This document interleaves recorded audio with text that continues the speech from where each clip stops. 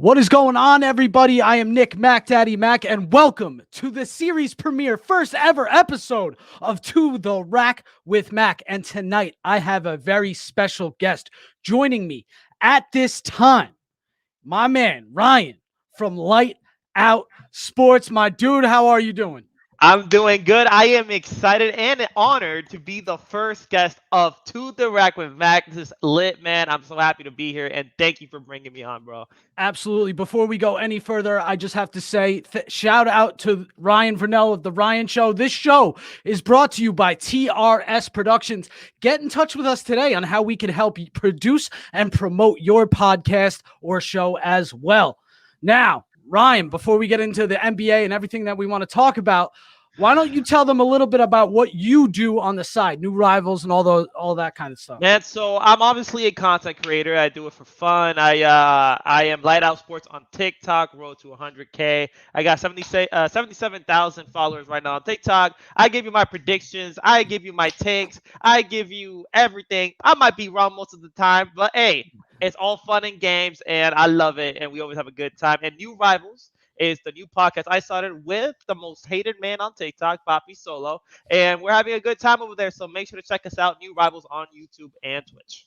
That's right. New Rivals. Got to go check it out. Poppy Solo, his guest host, will be a future guest host on this program. So keep a lookout for that. But let's get into it, man. Your Los Angeles Lakers, and then we're going to lead up to tip-off of my Dallas Mavericks tonight. So let's start out with the Los Angeles Lakers. 0-7 so far this season. 0-6 in the preseason, and then they lay an egg on opening night to the Golden State Warriors. Real quick, what were your instant takeaways from that game? We got way too confident. Third quarter, it looked great. I think we were playing all right. I mean, LeBron and AD were obviously doing their thing. LeBron obviously still a top 5 player. Let's stop the notion that he is not. He is a top 5 player in the NBA. But again, they looked way too confident in the third quarter, and then in the fourth, Jordan Poole just decided to kill us. And the thing that I blame that I said before is that Frank Vogel's rotation to the squad didn't make any sense. So let me get this straight, Mac. We all understand Avery Bradley is one of the best perimeter defenders in the NBA. Is he still though? Is he still? Last night he was doing his thing. And I just don't get, if you understand, got Avery Bradley. No one is stopping Jordan Poole. Obviously, he was doing whatever he wanted. Why did you wait so late to put Avery Bradley in the game? Another thing, when they were in a 7-0 run, why didn't you call a timeout? I mean, it's just stuff like that. I did not understand stop the momentum. Yeah, stop the momentum. Did not understand why Rondo, LeBron, and Russell Westbrook were on the floor at the same time. I still don't get that. And it's just so much. I'm very frustrated with the Lakers right now, and that's all I have to say. Even further than that, speaking on Frank Vogel and his rotations, what in the hell are Rajon Rondo, Russell Westbrook, and Carmelo Anthony doing on the floor at the same time? Because you are understanding my frustration. Yeah, just zero spacing, because obviously you're going to let Rondo and Westbrook shoot, and you're not going to let Carmelo shoot. So what are we trying to do here? Obviously, it's early in the season. You want to figure out your rotations, but that ain't it. That ain't it at all. I think most NBA casuals would understand not to put Rondo, Carmelo, and Westbrook on the floor. So I don't understand why you would do that. I gotta say, I don't know about some of these NBA casuals that I've encountered on TikTok and in other places. Right. If you're watching this episode right now, trust me, I'm talking to you. Because some of these guys have no idea what they're talking about. But anyway, other than that, you went a little bit viral after this game the other night, and you were actually picked up by Clutch Points on their YouTube for your little rant about Russell Westbrook. 8 points, horrible shooting as always when it comes to Russell Westbrook, but zero playmaking, zero chemistry with his team. What are your thoughts on Russell Westbrook? And we're going to play a little game when it comes to Russ, but let me hear your thoughts once more, and then we'll get into it. One thing, that video, if you saw it,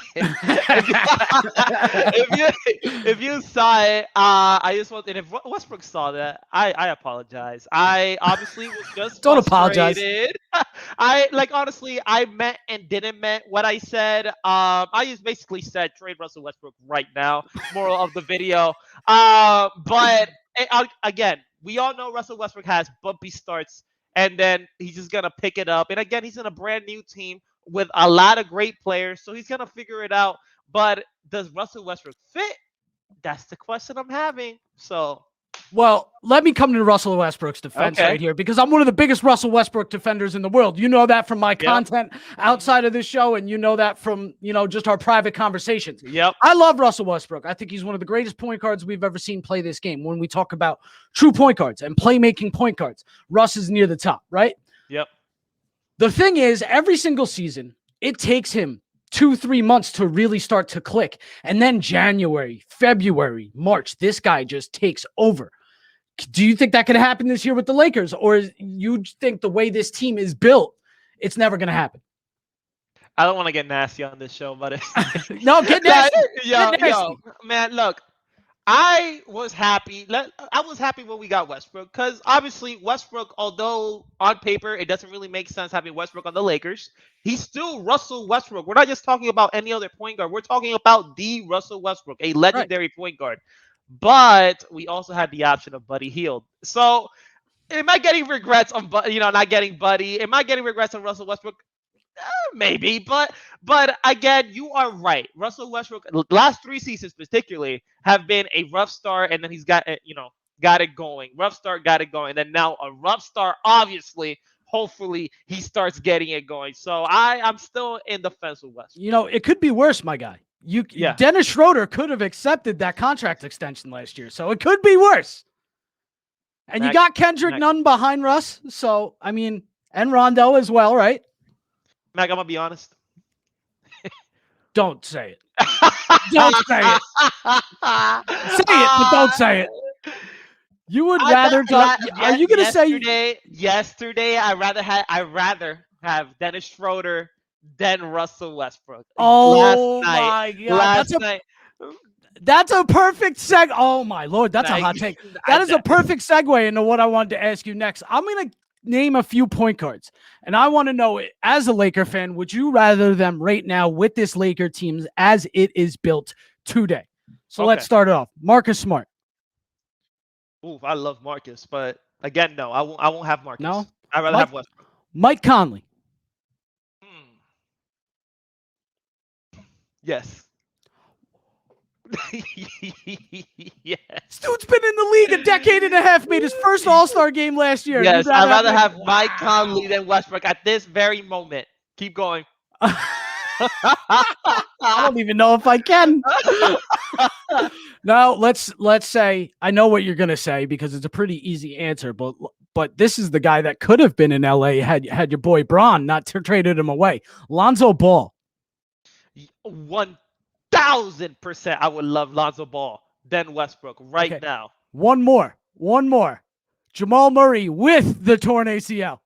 I'll get Jamal Murray with an ACL than Russell Westbrook. I know that he's going to be more beneficial for the Lakers when he comes back than what I saw last night. You heard it here first, folks, on To the Rack with Mac. Light Out Sports would rather Jamal Murray with one leg than Russell Westbrook. Wow. Russell Westbrook, prove me wrong. Prove me wrong, and I'll come back to the show and I'll apologize.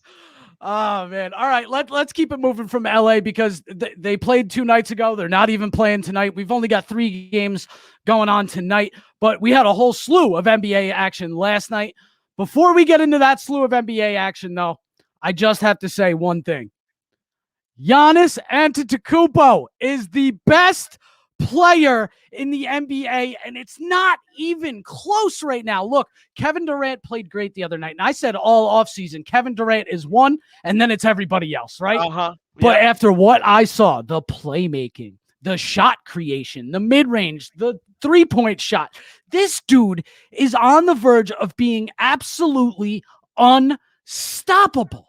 He plays tonight, and I'm excited to watch. The Bucks do not play tonight. Don't they play the Oh, Heat? the Don't Heat they? play the Bucks. You're right. You're right. Yeah. Look, Russell Westbrook. I have Westbrook in my head now. Rent Giannis free. look, last year I wasn't a believer of Giannis being the best player in the world because I saw his finals run. Although it is a championship, and I'm not taking that away from him, there was a bunch of injuries, and I didn't really believe if Harden was there or Kyrie was there, they would have not made the NBA finals. That's what I was saying, and I really didn't believe the hype. But last night, what I saw. First of all, let me just say this. I said with Harden and KD, the Nets are winning by 20. That's what I said. And I said that too, live. I said that twice, and I regret it. And Giannis showed last night not only everything you just said, but his confidence level is through the roof.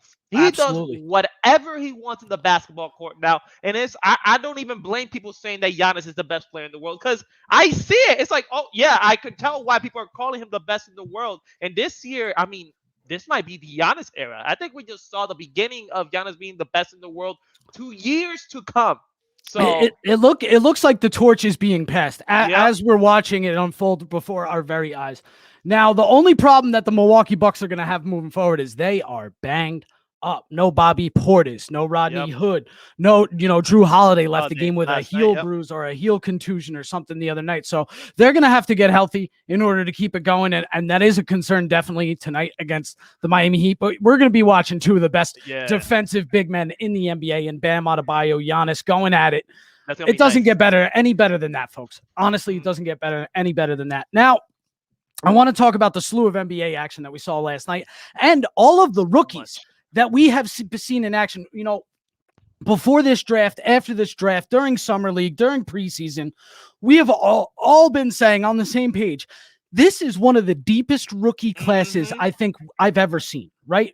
So much talent from one to the last pick to, both rounds of the draft. The talent pool is insane. Which rookie has impressed you so much in the first couple of games here?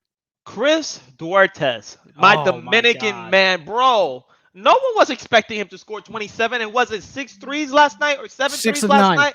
6 of 9. Chris Duarte really impressed me last night. I was very happy. And also from a Puerto Rican, Dominican, like it's just, I love seeing my people, man. So seeing Chris Duarte succeed, I was so happy to see that. I'm a big Jalen Green supporter.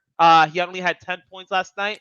So I expect him to pick it up. So same here. Yeah. I was really impressed with Evan Mobley of the Cleveland Cavaliers. We all expect a big year from him. He was a lottery pick. Any lottery pick, I expect you to come in and make an immediate impact. Maybe not a big impact, maybe not an exponential, crazy, blow us out of this world, Chris Duarte impact.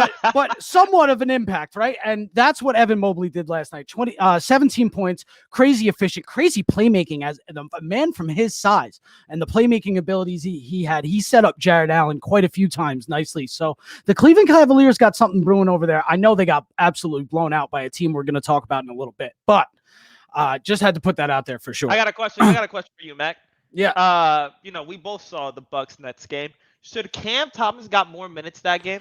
100%. And Steve Nash better figure that out soon. Not only Cam Thomas should get more burn, but Bruce Brown needs to be on the floor. Yes. Listen, the Brooklyn Nets have zero impactful defensive players. None. Their only impactful defensive player, Bruce Brown. And Bruce Brown only saw the hardwood when the game was already out of hand and couldn't be, they couldn't was come garbage back. Minutes. That's what they were Same thing with Cam Thomas. And you know what? Cam Thomas is a bucket. He's proved it against pro talent. He has proved it. And that man needs to see the floor for sure.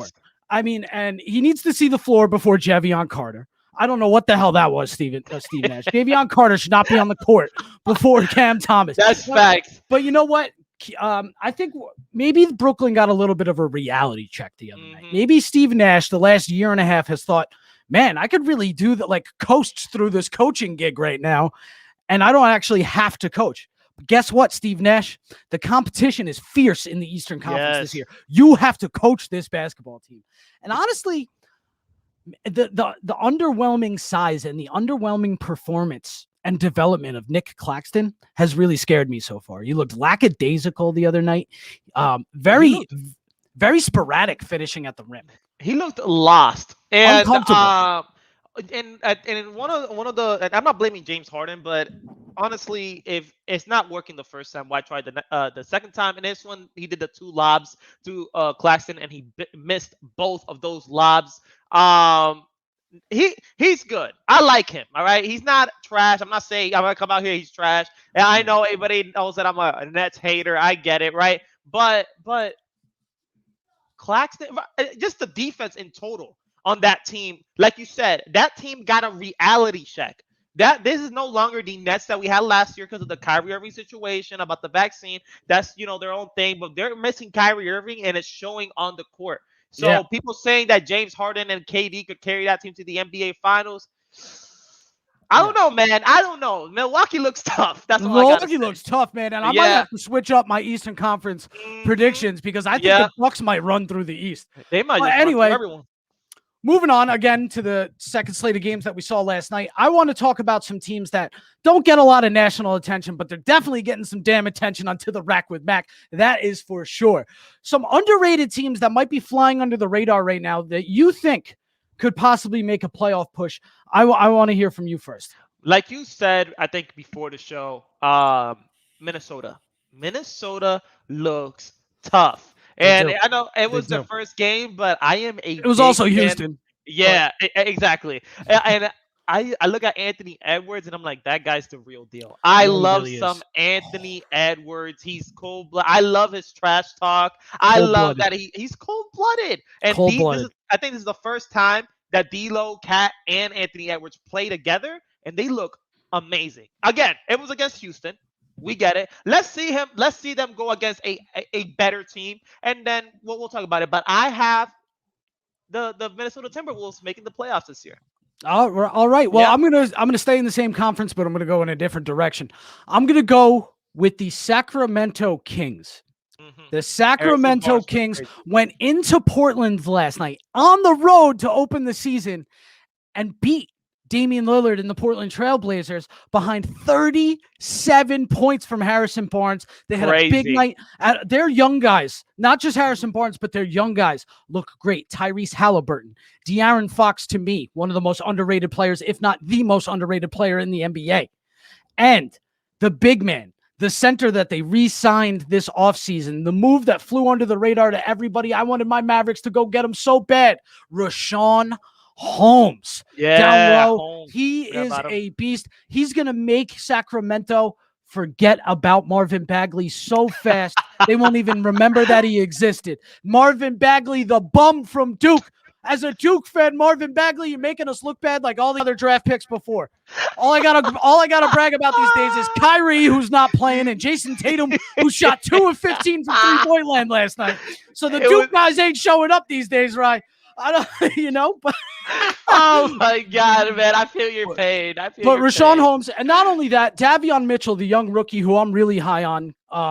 I think he's gonna be the real deal in this league one day, if not this year. Again, not a lottery pick, so I don't know if he's gonna be impact or not, but I do expect a positive impact from him. I will say this: the one thing that will hold the Sacramento Kings back, and I've been hard on this guy ever since he got the job because I don't believe he deserves a job, but Luke Walton, Luke Walton will hold this team back. He is the worst coach in the NBA. As a matter of fact, when they he might be more overrated than Doc Rivers. Let's not go too far. Doc Rivers might be the most overrated coach in NBA history. Anyway, when they re-signed Luke Walton this offseason, I said, light this franchise on fire. Go to the arena right now, fill it with gasoline, light a match, call it a day. Because Luke Walton, this team is so young and so talented, and they need to be molded by real leadership. And that is just something that Luke Walton does not possess, whether it was with the Lakers or in his other coaching appearances. This guy was down by 2 last year and benched one of the best shooters in the league multiple occasions in Buddy Hield. What are you doing? You got Buddy Hield coming off the bench, one of the best shooters in the NBA. And you're not putting him in. And you're not putting him in crunch time. Oh my Lord, bro. Like, what are we doing here? Anyway, I like the Timberwolves pick, but I do think that the Sacramento Kings can make some noise in spite of Luke Walton. Yeah, no, Luke Walton, again, like I said, it's kind of surprising he still has a job. But let's just see what the Kings are going to do. Maybe it was just and it's interesting because I heard a report, and I don't know if this is true, but the fact that, Portland lost to the Kings, and I heard a report, and I know Damian Lillard went out and said he's staying with the Kings. I mean, with the Kings, with the Portland Trailblazers. I heard a report that it depending on how good the Blazers start, they might be out of there. Well, Dame also confirmed the other day that he ain't going nowhere. He said he takes more pride in building something where he is.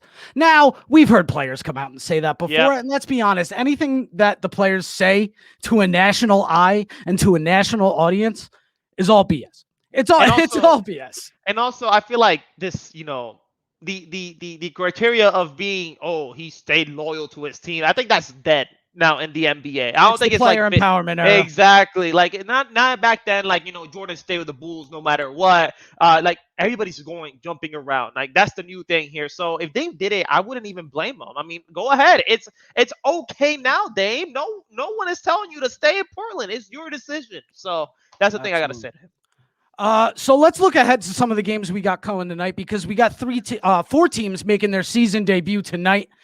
First, at 7:30 p.m. Eastern in just 19 minutes time, my Dallas Mavericks make their season debut against Trae Young and the Atlanta Hawks. Now, before I get into the insults, I will say that the Atlanta Hawks, I have them projected as the 3 seed in the East. They probably have the most depth in the NBA. I'm talking Jalen Johnson, Sharif Cooper, DeAndre Hunter, Cam Reddish, Bogey, Gallinari. I like Cam Reddish. I mean, I love Cam Reddish. I'm huge on Cam Reddish this year. Huge. If he gets minutes, it's a wrap. However, throw all of that out the window tonight, because Luka Doncic and the Dallas Mavericks are going to prove to everybody and show the world why the Dallas Mavericks won that trade. Now, I'm going to ask you something. I'm going to state a fact, and I'm going to ask you something.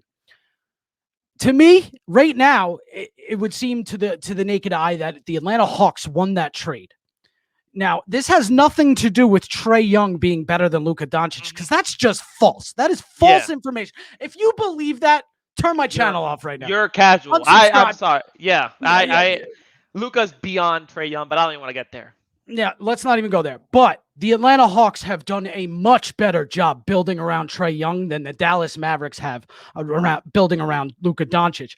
And that's the front office of the Dallas Mavericks. Now they have a whole revamped coaching system. They have an entirely revamped front office. They bring in a whole bunch of the 2011 champions. You got Dirk in there. You got Michael Finley in there. You bring in Nico Harrison, who's supposed to, this big Nike exec who's got to attract big names.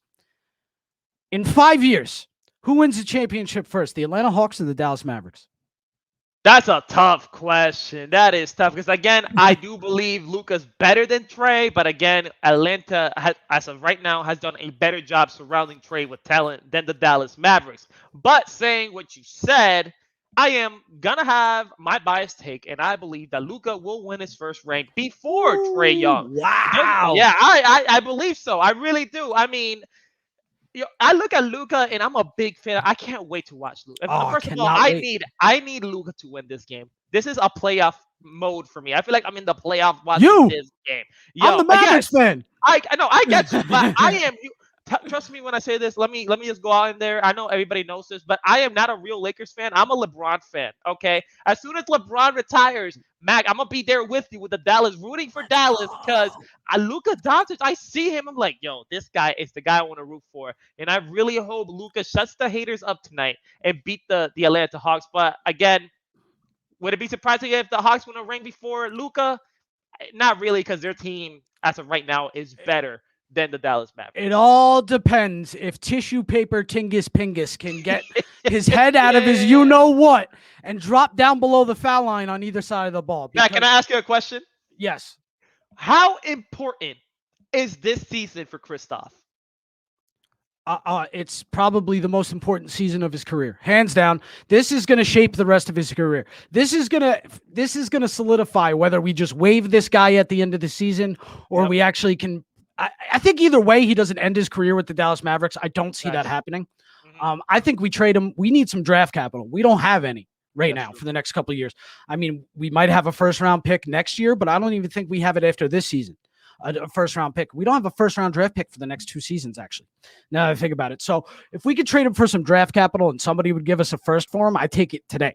You know, so whatever. Jason Kidd goes in there, and I know there's a lot surrounding Jason Kidd and, the details in the Giannis book that came out, practicing on Christmas. Yeah. And running his guys too hard. But I do think that Kidd had the chance to mature in LA as an assistant coach. He wins a championship. He sees what it takes as a coach to win a championship. And I think he brings that pedigree to the Dallas Mavericks. That's what I'm hoping anyway. And he's won one as a player. Dirk's there. Yep. He's won one as a player. He's led a team as a player to a championship. He's led a team as a player to multiple #1 seeds, although we believe Warriors. Let's not even talk about that. That still hurts. That still hurts. It was 14 years ago, and it still hurts. But the whole culture has to change. I think the biggest underrated move for the Dallas Mavericks on the offseason wasn't bringing Hardaway back, but it was picking up Reggie Bullock and prying him from the Knicks. I think that's a huge deal. I think you trade Maxi Kleber for a bag of chips yesterday. That guy is the most worthless NBA player in the league. Yo, that's so funny. Worthless, bro. I'm sorry, but everybody praises this guy like he's some miracle 3-and-D player, like he's Klay Thompson, when he's like Klay Thompson's dyslexic cousin. All right, come on. This for the viewers watching this right now and don't know who Mac Daddy is, he's been saying this since last year. So it's so funny he's brought it back up. I've been on this. I will be on this till the day Maxi Kleber. Yo, when they were talking about trading Maxi for Lauri Markkanen, I was like, oh my God, Lauri Markkanen, he's trash, but he's an upgrade. Let's go. Yep. Like, I was so pumped about it. But anyway, I think there's a lot hindering on the Mavericks' success this year, and we'll see how they do in a new system. Now, one last thing I do want to talk about tonight. Easily your favorite player. I know you were just loving and swooning over Luka Doncic, but Steph Curry. Now, I want to talk about the Warriors really quick. We got about 5 minutes left. Yep. The Warriors really quick. Steph Curry had a bad game the other night. He had a bad game. He was 5 of 23 from the field, and he still pulled off his first triple-double in 5 years. Can you believe that, though, by the way? That's crazy. I didn't even realize until the end of the game he got a triple-double. Like that, I'm like, what? This Warriors team looks way different than it did last year. Look, I mean, to go into LA on night one, in LA, in Staples Center, crowd rocking, LeBron and AD going off, Steph Curry having a bad night, and all the other guys stepped up. I mean, you had Jordan Poole we were talking about. Wiggins did his thing. He was taking the ball to the rack. Like, I didn't really expect Wiggins to be in this kind of shape because he had so much time off, right? I mean, Draymond is Draymond. He's your physical playmaking guy that he's always going to open things up for the offense. But their defense really impressed me as well. Yep. Now, is Steph Curry your MVP this year? Luka is, actually. Luka's going to be your MVP. Okay. Luka is my MVP, but I wouldn't even be like, I guess I switched from last week. You could have asked me, I would have said Steph Curry. They're this close to me. Either one of those two guys, but the dark horse that I think could win MVP this year is me and you are on the same page. Yeah, me and you are on the same page. I've been saying it for months. So actually, Steph is basically my favorite player, but I'm voting for the Clippers tonight. I want Paul George to win and show that he could actually win this MVP. Is it unlikely that it could happen? Of course. But would it be nice for like our moral compass of like, hey, I told you guys this guy got it? Yes. And I also, one more thing, because I'm getting a lot of heat right now.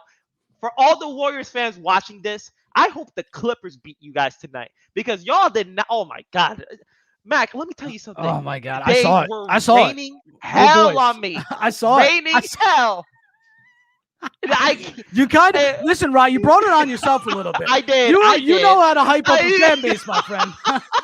Look, you know how to like really, and that's what makes you such a great content creator, bro. And I got to thank you for joining me tonight. You really know how to get under people's skins and really know how to bring out the emotions. And that is not only what content creating is about. That is what the game of basketball is about. Being able to bring the emotions out of people. You're like the Rodman of content creating.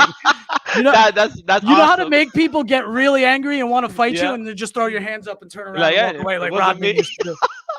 Rodman Alonzo Mourning was man. the perfect example of Yeah, that. I can't wait. But I do. anyway, we've got a few minutes left here, like 2 or 3 minutes here, and I want to do one parting thought, one final hot take that you see for the rest of the NBA season. Can be anything you want. I'll let you go first, and then I'll wrap it up. The Nets are frauds. The Nets are frauds. Now, Yep. by frauds, do you mean like they missed the playoffs frauds, or did they finish like 5-6 seed? They're elite. And I'm not going to take that away from them. They are going to make the playoffs. I think you're crazy if you don't think that. But for all the Nets fans out there saying that they are the favorites to go all the way, reality check has to come in and realize that team without Kyrie Irving is not the best team in the East. It's the Milwaukee Bucks. And I just can't wait. I just can't wait for the playoffs. I know the season just started, but I cannot wait for the playoffs. That's all I got to say. All right. Want my final thought? You want my final thought? Yes, sir. I want to hear it. Dennis Schroeder does not belong on an NBA roster. That is my final parting thought. Dennis Schroeder is so bad. I mean, honestly, there's honestly third stringers from at least 16 teams that I would rather have than Dennis Schroeder on the basketball court. How many wide open threes can your team set up for you? And last night was tough. But this is not just last night. Yeah, this is the Lakers in the playoffs. This is the Lakers in the play-in game. The guy hits 2 threes. Maybe he might go 2 for 6, and everybody be like, "Oh, he hits his shots." But then something like last night in the first round against Phoenix happens, and everybody's ready, to write him off. And that's why he lost his money. He didn't lose his money because he wasn't smart. He lost his money because he can't play basketball. All right, let's be real here.